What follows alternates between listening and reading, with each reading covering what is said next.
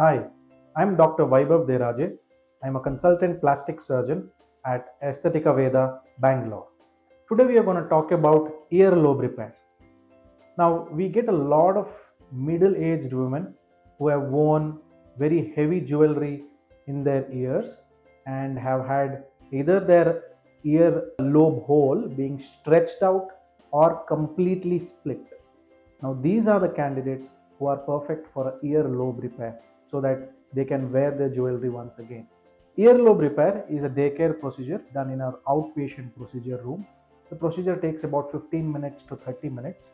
So, what we do is in the first stage, we actually stitch it up and close the hole completely and repair the earlobe in a nice shape.